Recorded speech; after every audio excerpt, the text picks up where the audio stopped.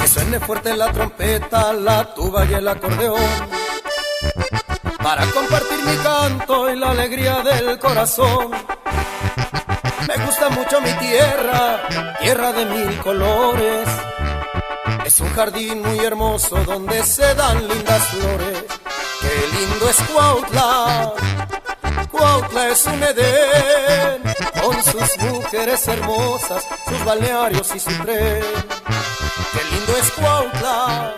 Y bueno, estamos con Félix Rodríguez, que de alguna manera pues, tiene una visión general del campo por su larga lucha como líder campesino. Pero bueno, vamos a arrancar.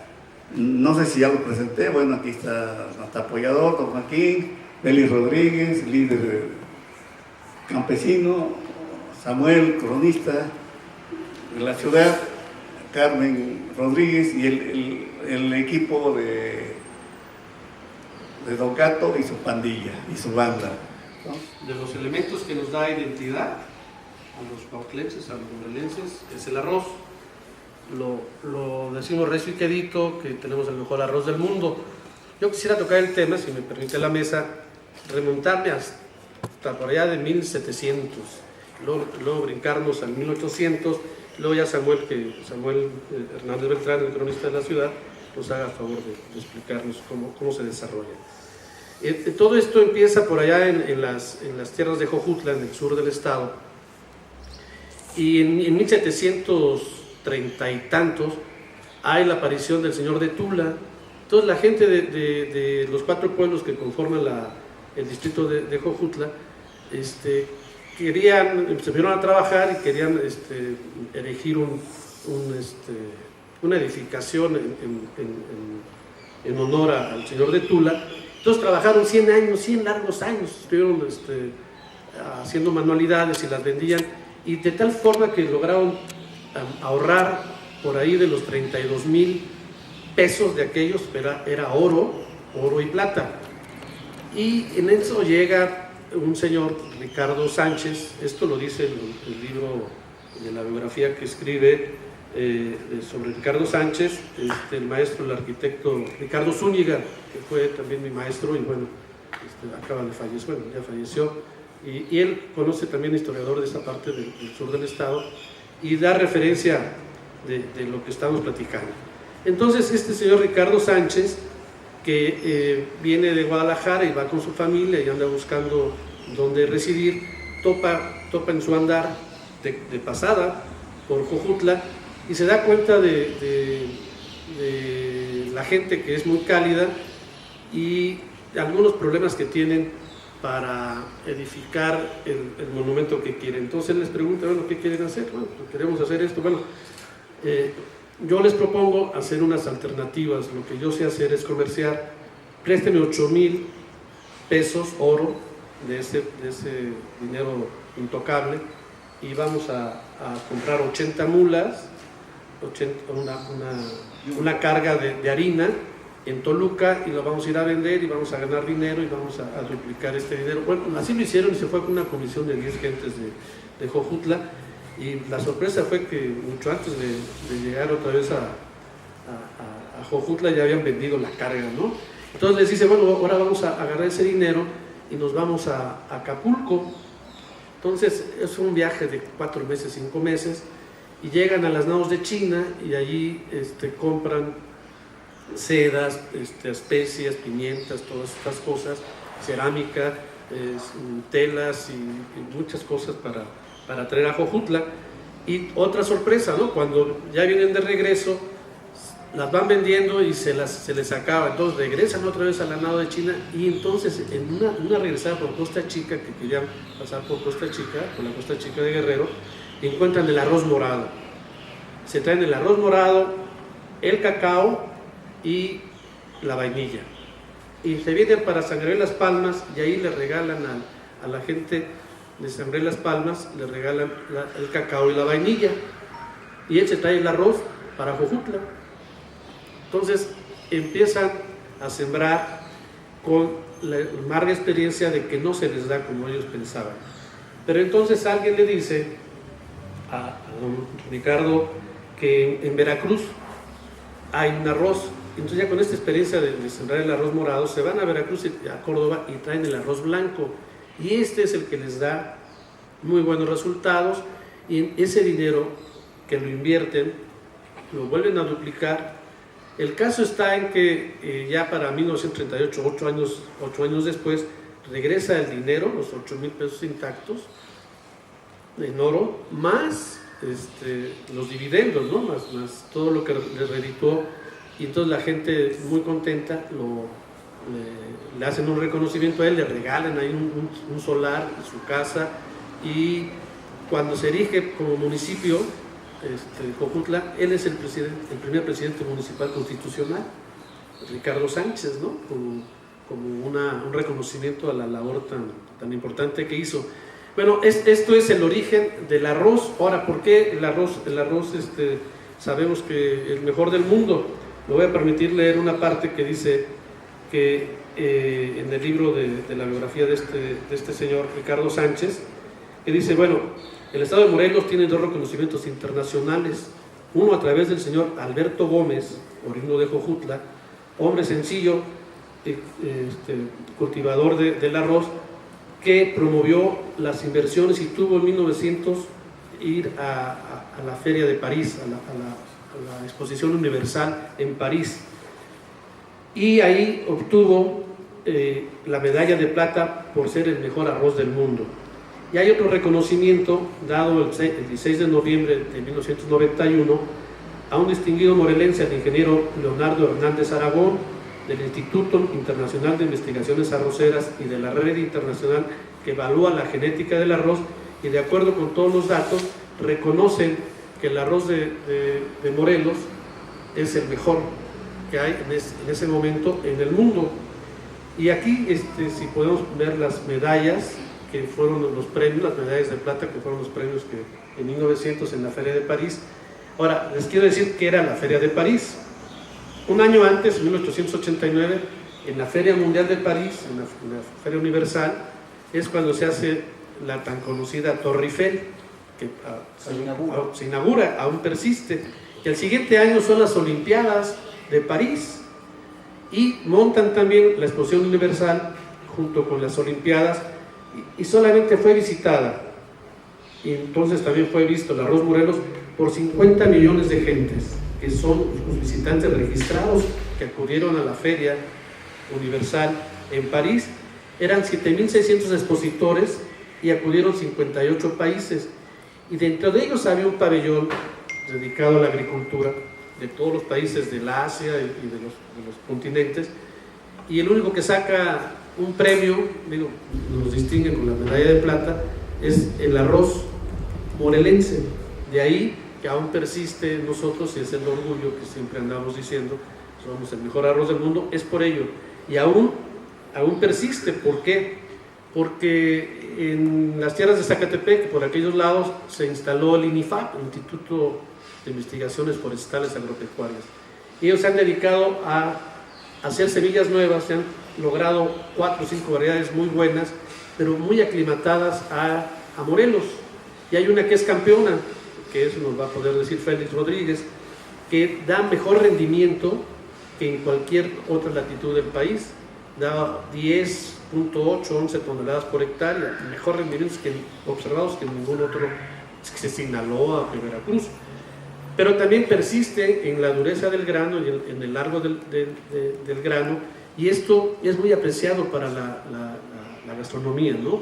Aquellas gentes que se dedican a cocinar buenas paellas y esto, hay gente que la exporta, y sigue siendo el mejor del mundo, exactamente el de Cuautla, ya no tanto el de Jojutla, digo, con todo respeto para los amigos de Jojutla. Aquí dice por la calidad del agua, la altitud sobre el nivel del mar, la inclinación, la perpendicular al eje del sol. Dicen los que le saben a los agrónomos que esto da como consecuencia que tenga mejor calidad el arroz de Cuautla que los otros de aquí. Y como un dato adicional, tienen más o menos como 100 años tratando de lograr el certificado de origen, y no es hasta después de 100 años, hasta ahora, recientemente, que será el gobierno pasado, que logra, después de 100 años, lograr esta protección que por muchos años mucha gente le ponía tipo Morelos, para no caber en fraudes, tipo Morelos, no Morelos. Y esta razón es la que nos hace pues ser distintivo. Que ya los volúmenes de producción, ya se los dejo a Félix que nos platique cómo ha sido la evolución de esto. Este es el antecedente histórico hecho por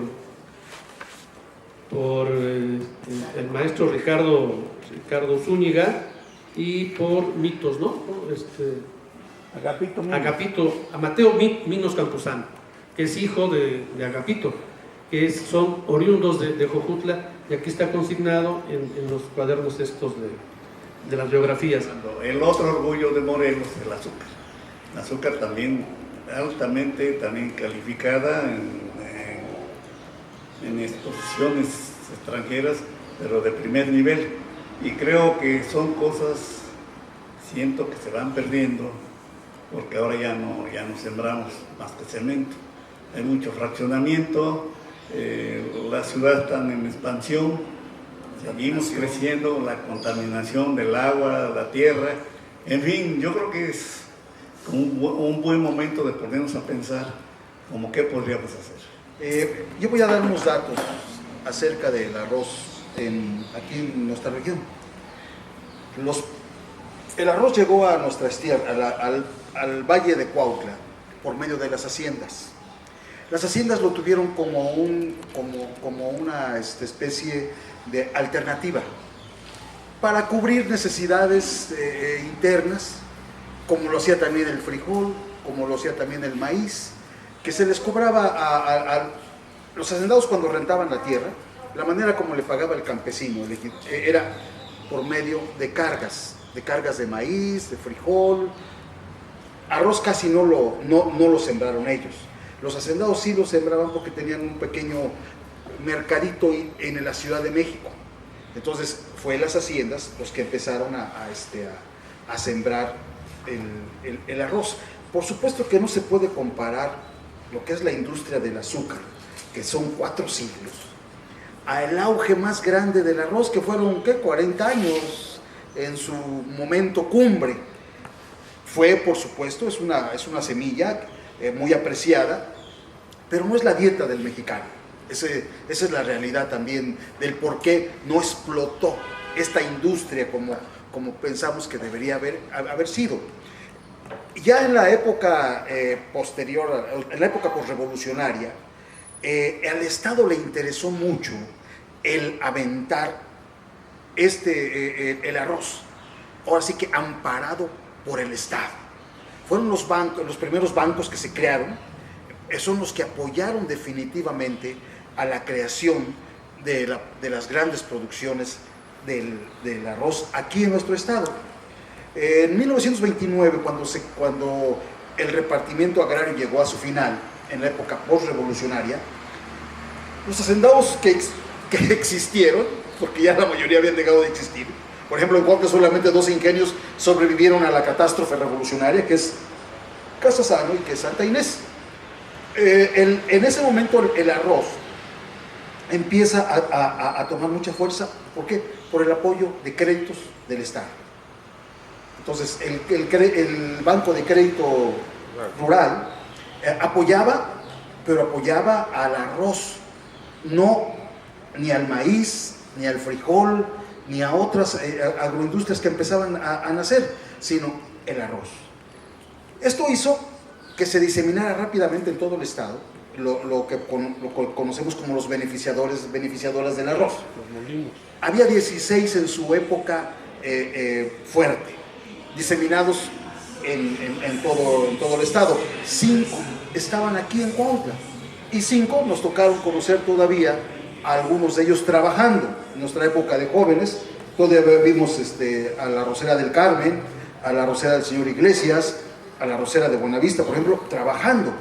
Entonces el arroz entró a esta zona muy fuerte, se convierte precisamente en una industria que trajo mucho mano de obra, porque para sembrar el arroz se requiere mucha mano de obra y especializada, porque no cualquier campesino o gente de campo, como puede llegar a un campo de siembra de caña, le entra a lo que lo pongas. Aquí no, aquí está muy especializada la mano de obra para sembrar el arroz. Una de las haciendas que más se distingue en 1929 en la creación del cultivo del arroz son precisamente las haciendas de los García Pimentel, aquí en el oriente del estado. ¿Por qué? Porque en 1929, como decíamos que el repartimiento agrario llegó a su finalidad, se dieron cuenta los García Pimentel que ellos tenían cerca de la mitad de las tierras más ricas de su hacienda todavía. O sea, todavía no les habían quitado todas las tierras de las que tenían. Entonces dicen, bueno, ¿qué vamos a sembrar? Si prácticamente la tecnología con la que se elaboraba el azúcar, pues había dejado de existir. Ya no tenían ellos. Ahora, invertir dinero en ese momento no era una buena política. Entonces dijeron, bueno, el producto que no necesita tener grandes maquinarias como lo tuvo para la producción del azúcar, el arroz. Entonces es por ellos que el arroz lo meten ahí en la zona del oriente, que les dio muy buenos resultados. Quizás no tanto como ellos pensaron, porque por ejemplo les racionaron mucho el agua. El agua que ellos tuvieron en su momento, pues a ellos les daban 300 por minuto. O sea, no les cubría para tener unas grandes extensiones de arroz. Entonces fue así como el arroz, tanto en la zona oriente como aquí en Cuautla, empezó una efervescencia a crearse precisamente los molinos que conocimos todavía nosotros. Y como tú bien decías, este arroz le va a dar a Cuautla una identidad de que por cerca de 50 años, finales de los 70, cuando viene ya la crisis de la que nunca paró ya, a Cuautla, a la zona oriente, le marcó con una identidad que desgraciadamente, y esa es una de las verdades, ya la perdimos. O sea, como pueblo, sí sigue existiendo una cooperativa, sigue existiendo una producción, pero ya la ciudad, el campo, ya no está identificado como lo estuvo en los años 40, 50, 60, que arrancó y se hizo una identidad arrocera. Aquí hasta nuestro equipo de fútbol se llamaba los Arroceros Cuautla. Entonces bajó y fue bajando paulatinamente hasta convertirse en una pequeña producción. Ya Félix nos va a contar en qué estado se encuentra precisamente la producción del arroz, pero el arroz no tuvo, si ustedes lo ven por lo que he dicho, en los 4 siglos de explotación y auge de la caña de azúcar, pues contra 40 años, que fue lo máximo que duró el auge del arroz. Entonces, yo creo que es la aportación que les quisiera hacer hasta este momento. Todos los comentarios de ustedes, porque hablan de la historia y el origen de nuestro cultivo tan importante aquí en el estado de Morelos, ¿no? Esa historia extraordinaria que tiene y que a final de cuentas vino a ser un extraordinario cultivo para solventar económicamente las familias del campo. El arroz era tan demandado que todo lo que se sembraba, todo lo compraban, y era una competencia entre los mismos molineros por obtener ese preciado grano, que cualquier productor por 5 centavos o 10 centavos lo llevábamos a otro molino, ¿no? Era una extraordinaria competencia. Si por ejemplo don Ramón Iglesias nos lo pagaba a peso, bueno, pues Ramón Canal decía, yo los pago 1.10, pero tráigamelo a mí, ¿no? A Cocoyoc, el sevillano. Entonces era una gran competencia de los propios industriales, y eso nos daba a nosotros una gran seguridad de que nuestro cultivo había quien nos lo comprara, y que nos lo comprara bien, a un precio razonable, que podíamos llevar a la casa el recurso indispensable, ¿no? Para cubrir las necesidades más indispensables de los hogares, de la gente del campo, de los dueños de las parcelas, y generadora indiscutiblemente de mucho empleo, porque todo el cultivo es a base de mano de obra, desde el aborde, y alguien decía aquí de la mesa, tenía que ser gente especializada, y sí, cierto, el abordar para plantar, no cualquiera lo hace, y la gente del campo, sin ser ingeniero, un ingeniero donde hace sus trazos y dice aquí voy a detener el agua, los señores abordando van haciendo en cada melga que el agua parezca que está estancada. O sea, uno llega y ve la melga llena y lo único que ve que está funcionando son las boquitas, ¿no? Una allá, otra aquí, otra allá, otra aquí, y van llenando las melgas, y es algo extraordinario de reconocerle a los señores que abordan, ¿no? Porque es una... Y luego los que plantan tienen que plantar, nosotros lo llevamos el 5 de oro, tenían que plantar 5 a determinada distancia para un mejor rendimiento, y el rendimiento lo seguimos teniendo, el mejor del mundo sigue siendo el que tenemos aquí en Morelos, las grandes variedades que hoy hay, el origen, como decía Joaquín, primero el arroz morado, luego el arroz blanco, y luego los ingenieros que le empezaron a dar ya características muy significativas de la tierra y del lugar donde lo están cultivando, como es Jojutla. Nace la variedad Jojutla mejorado, lo conocíamos como meco, era muy meco, muy áspero en la cascarilla, y ese nos dio mucho prestigio mundial. Después vinieron el Morelos A70, y de ahí del Morelos A70 vinieron el Morelos A88, el Morelos A92, y hoy parece que hay uno nuevo que no recuerdo cómo se llama la variedad. Tenemos un extraordinario ingeniero en Morelos, que es el ingeniero Salcedo, en el INIFAP, él es el que ha hecho las investigaciones. Hoy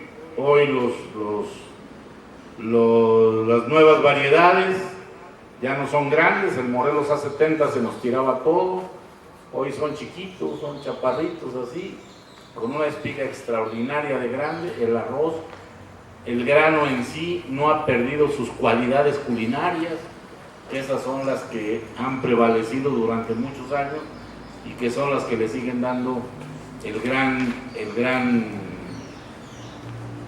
le siguen dando ese gran prestigio a nuestro estado. Entramos a una etapa ahorita muy mala para el cultivo del arroz. Con el gobierno de don Antonio Rivapalacio López se produjeron 61,000, 62,000 toneladas de arroz palaya, arroz de campo, 62,000 toneladas. Hoy en la actualidad, con un gobierno como el del señor Graco, traemos una producción más o menos de 11,000, 12,000 toneladas. Imagínense la gran merma. Nosotros, Morelos, con las 60,000 toneladas, producimos, no sé, el 2%, el 3% a nivel nacional, del consumo nacional, que pues no significa nada, no significa nada. Sin embargo, el arroz sigue siendo de extraordinaria calidad, pero nadie nos hemos metido a buscar los nichos de mercado que se requieren. Ya lo decía Joaquín, en el mundo tenemos un gran prestigio. Nosotros acá no competimos con los arroz asiáticos. El arroz asiático vale 3 pesos, 4 pesos, y la ama de casa se va con la finta por lo barato. Sin embargo, el arroz asiático, a la hora que lo guisa, se le bate, se le deshace, y el kilo se hace una porción pequeñita. Y el de Morelos es al revés. Un kilo, si el kilo, por hablar de algo, de un arroz asiático te alcanza para 4 personas, pues el kilo del arroz Morelos te va a alcanzar para 10. ¿Por qué? Porque esponja y sus cualidades culinarias son extraordinarias, Además son de panza blanca, que tienen más nutrientes para el ser humano que cualquier otro arroz también, ¿no? En eso también nos da competencia.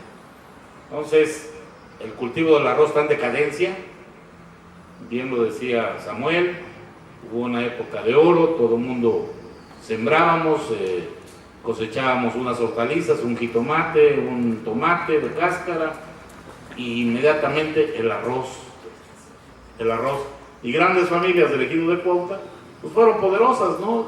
Don Paz Gómez, en paz descanse, Don Paz Gómez, Don Porfirio Peralta, los señores Salazar, los Torres, grandes familias, Longar, Don Ángel Longar, pero ellos más que nada fueron jitomateros, ellos fueron gente que les gustaba mucho sembrar jitomate y sembraban todo el año, tenían acá de riego y luego se iban al temporal. Pero los arroceros son las personas que te dije, nomás por nombrar algunas. Pero hoy el cultivo del arroz se está perdiendo cada vez más. ¿Por qué razón? Porque las gentes que dirigen los molinos no tienen la visión de buscar la forma de encontrar, más bien de buscar nuevos nichos de mercado.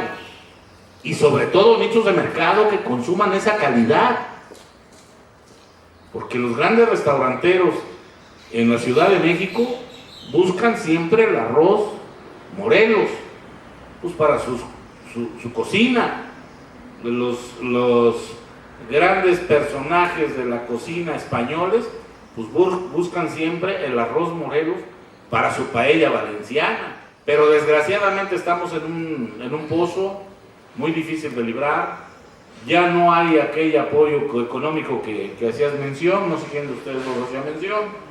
El Ban Rural, pues lo desaparece don Vicente Fox.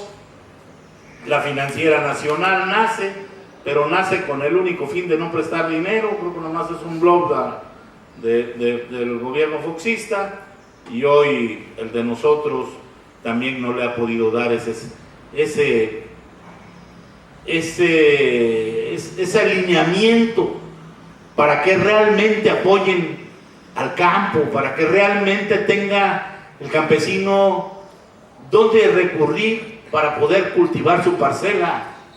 Y hoy, con la gran desesperación de nuestra economía, de no haber circulante, lo más fácil y más sencillo para estas nuevas generaciones que viven del campo, lo más sencillo es venderla. Y eso es lo que más tristeza nos puede dar a nosotros los. Y ni la autoridad federal, ni la autoridad estatal, ni la municipal tienen el interés de frenar esto que tanto está afectando, no nada más al ejido, no nada más a la gente del campo, que está afectando a toda la ciudad, porque al final de cuentas la tierra, mientras produzca, siempre estaremos produciendo alimento para llevar a nuestras mesas. Y cuando se pierde una hectárea con varillas y cemento, como decía Carmelita, no sé quién lo dijo, se está perdiendo una gran parte de nuestra mesa en alimentos. Hoy México importa muchas cosas. Hoy México tiene el gran problema de importar 10 millones de toneladas de maíz amarillo. Hoy el gobierno federal está intentando que produzcamos maíz amarillo. Ya en Morelos hoy, este año, con el pulgón, con muchas cosas en contra, hoy se está sembrando mucho maíz amarillo en nuestras tierras de temporal. Pero volviendo al arroz, volviendo a los ayuntamientos, es muy importante que toda la ciudadanía, estos medios de comunicación como los que hoy tienen ustedes, el gran reclamo a la autoridad, ¿por qué no frena esto? ¿Por qué no limita? ¿Por qué no dice de aquí para allá? Nosotros en mi infancia llegábamos hasta lo que es la vía, me pasaba la vía aquí por la colonia Morelos, y ahí era la división para acá la ciudad y para allá el campo. Y para el campo no se metía nadie, los soleaderos, pues. Ese era el camino de la vida, ¿no? Hoy te metes a un campo extraordinario como es el Fresnal y te topas con la primera construcción de una escuela, ¿no? Una parcela escolar, toda. Te metes más adentro y la tercera parcela fraccionada en casas. Y te avanzas, vuelves a brincar otra y la otra ya tiene casas. ¿Qué va a pasar con las que fueron quedando en medio? Pues va a llegar el momento en que ya no van a tener alternativas a esa gente por los daños que ocasionan los vecinos. Entonces, todas estas cosas están matando nuestro cultivo del arroz, que tanta fama y prestigio le dio al estado de Morelos, muy en especial a Cuautla, a Jojutla, que alguien hablaba del sevillano, el super extra de señor Canal, el de Iglesias, no me acuerdo el nombre, el de nosotros el Buenavista, ¿no? El super extra Buenavista. En Jojutla, el Jojutla mejorado, que era Santo Niño de Atochi, el San Antonio, no me acuerdo cómo se llamaba. El de Puente de Ixtla, el Soberano. Son los grandes arroces que nos dieron tanta fama y que hoy, en un conjunto de problemas, principalmente por falta de apoyo del gobierno del estado, por falta de capacidad de nosotros mismos, la gente del campo, para remover a las personas que administran estas grandes empresas que son del sector social, que son de nosotros. Todo eso aunado, hoy una persona que planta arroz, en este tiempo que ya está próximo a cosechar, todavía tiene la incertidumbre de que quién se lo va a comprar. Hoy es una verdadera tristeza que nadie haga algo por rescatar este extraordinario cultivo que tanta fama nos ha dado y que es generador de muchos empleos.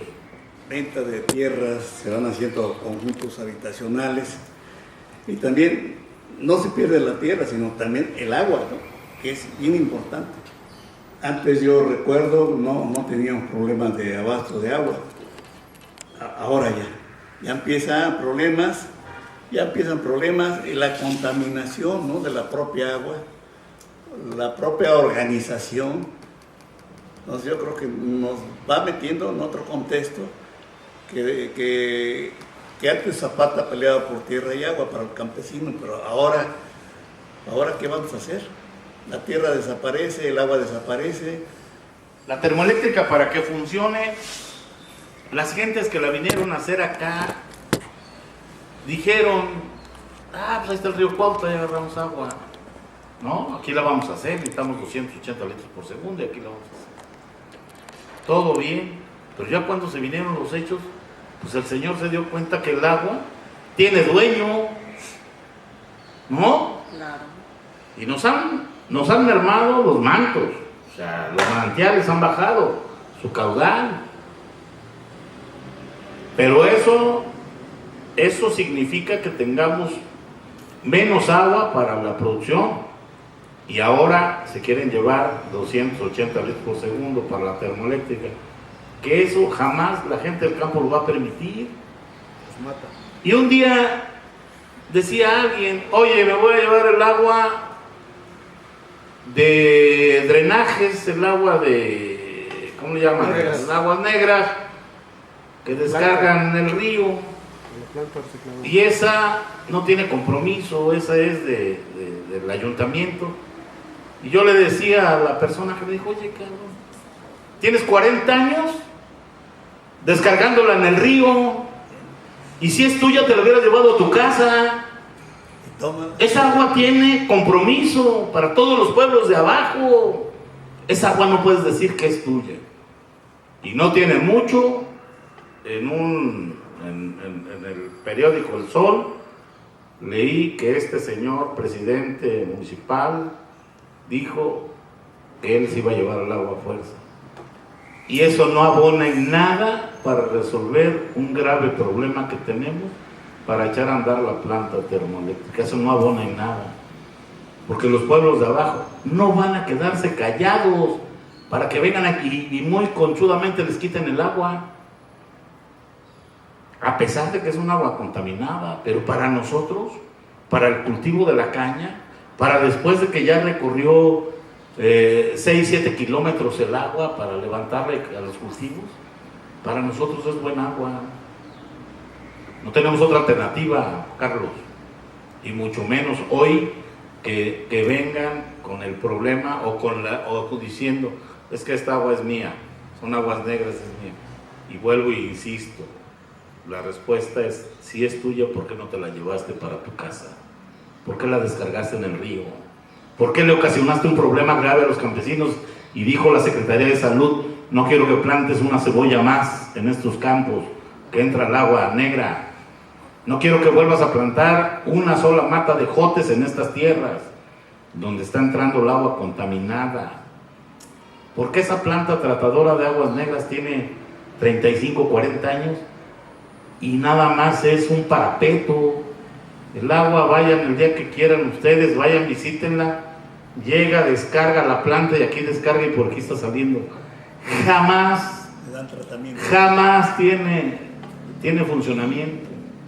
Cuando yo fui regidor, medio Tadeo quiso echarle a andar, pero es muy costoso. Es muy costoso y ningún ayuntamiento echa la bronca en algo que para ellos no es de blog para su gobierno. Ellos prefieren pavimentar una calle, arreglar el Zócalo, la Alameda, como hoy le hicieron, con un costo extraordinario de millones y millones de pesos, que nada más vienen a tomarnos el pelo. Ahí es donde es al revés. Vamos a ver cómo descontaminamos el agua, vamos a ver cómo hacemos para que el campesino ya no venda su tierra, que tenga lo elemental, y el que la quiera vender, que la venda, pero que se la venda a otro, que la quiera trabajar, hacerla producir, y no que le empiecen a meter varillas. Leí ahí un artículo de un investigador, una mujer investigadora de la universidad, donde decía que una parte de la causa de que se desplome de los precios de arroz es que el arroz que consumimos aquí en México, en la República Mexicana, proviene de las reservas estratégicas alimentarias de los países asiáticos, esto es, Tailandia, China, Malasia, Indonesia. Ellos es su alimento, de ellos sí es su alimento estratégico, es su dieta, como el maíz, su dieta como el maíz para nosotros, y en forma estratégica los gobiernos lo guardan en cantidades importantes para alguna emergencia, lo guardan por 5 años. En ese periodo de 5 años, el grano cada año está sometido a una fumigación. Son unas pastillas, que ahí lo cuenta en el artículo, que está cerrada la bodega, se meten las pastillas y se vaporizan, y esas matan todos los gérmenes y todos los patógenos, hacen gas. Y entonces, ese es 1 año, 2 años, 3. En la 5ª aplicación ya no es apto para el consumo humano. Esos mismos países, por recomendación de los gringos, de la FDA y de ellos mismos, ya no son aptos para consumo humano. Entonces lo sacan de sus silos, de sus bodegas, a la venta, y los brokers gringos lo compran como forraje, alimento para ganado, pues. Y cuando vienen los barcos hacia América del Norte para depositarlos ahí, hacen la operación en aguas internacionales y las compra las tiendas minoristas, como las que ahora vemos muchas en este país, con nombre gringo, y las envasan y les ponen arroz tipo Morelos. Y eso es un arroz que no es apto ni para los, no para los asiáticos, no, tampoco lo que hicieron los gringos, pero sí nos la venden a los mexicanos. Y es el que compramos a 9, 10 pesos. A toda América Latina. Y a toda América Latina. Y es lo que dice Félix. Lejos de rendir, es un gasto, porque esos 10 pesos son tirados. No rinde, ese arroz, y por lo contrario, el arroz Morelos, el arroz morelense, el arroz mexicano, Sinaloa, el que fuera, tiene la otra parte. A la hora de cocinarlo rinde, se esponja más y rinde un 20% más de lo que es el otro. Y tiene las propiedades totalmente al 100% de sus nutrientes. Y el otro ya es puro almidón. Ese es parte por lo que también se cae el precio, ¿no? No podemos competir un arroz Morelos de 28 pesos, no sé cuánto está ahorita el kilo, por ahí, ronda los 30, los araña los 30, contra un asiático de 9.80, 10 pesos, ¿no? Entonces, esta es una de las partes que también se debe de regular. Y por otra parte, reflexiono sobre lo que dice Félix. Cada trienio, cada sexenio y del gobierno federal y estatal, se hacen los planes de desarrollo. Y ahí se delimita bien las cartas urbanas, famosas cartas urbanas. Hasta aquí la vivienda, hasta aquí los corredores industriales, los corredores de servicios, los corredores educacionales, los corredores habitacionales de baja, media y alta densidad, y aquí está aquí el campo. ¿Y dónde queda entonces? En letra muerta, porque sí, con mucha tristeza vemos que hay sombrillas en cada esquina vendiendo terrenos, ¿no? Y pasas uno las carreteras y vendo lotes y se venden lotes. Y el asunto no es tan solo comprarlo, a veces hay reservas territoriales como el Chichinautzin, que dice, unos letreros inmensos que dicen en la carretera, no compre problemas, primero checa la autoridad, de todos modos lo compran, de todos modos los están fincando, ¿no? Entonces no puede ser que no haya esa vigilancia. Bueno, esta parte del precio del arroz la quiero explicar así, ¿no? De esta manera. Y la otra parte de que dice muy bien Félix, habrá que encontrar los nichos específicos de mercado. No es mucho, son 10,000, 12,000 toneladas, que realmente no hay que encontrar muchos compradores, muchos clientes, sino hay que aplicarse y hay que hacerlo. Y en el propio estado se puede vender. Se puede vender y muy cerca de aquí. Bueno, estamos aquí al mayor consumidor del país, ¿no? 20 millones de mexicanos ávidos de comer lo que sea, ¿no? Y la central de abasto más grande de América Latina. Digo, qué mal le pedimos, pero si no salimos, si no buscamos el mercado, pues no van a venir aquí, porque hay estos sucedáneos, estas otras ofertas más baratas que es arroz, pero ya no es arroz. Y la gente, pues con mucho cuidado hay que checar la dieta, lo que estamos llevando a la mesa. Nos vean en la siguiente página, www.cuautlahoy.org, www.cuautlahoy.com, en Google, Coloquios del Tepache, en YouTube, Coloquios del Tepache. Para aquellos que nos ven lejos del estado de Morelos y del país, recibimos los saludos de los amigos de Minnesota y les mandamos a Manrique, al profe Manrique, también con los saludos que se los va a dar personalmente. Llevamos por ahí de los 11,000 visitas en esta página, quiere decir que nos están viendo y les agradecemos a todos los que nos ven. Muchas gracias. Que suene fuerte la trompeta, la tuba y el acordeón, para compartir mi canto y la alegría del corazón. Me gusta mucho mi tierra, tierra de 1000 colores. Es un jardín muy hermoso donde se dan lindas flores. Qué lindo es Cuautla, Cuautla es un Edén, con sus mujeres hermosas, sus balnearios y su tren. Qué lindo es Cuautla.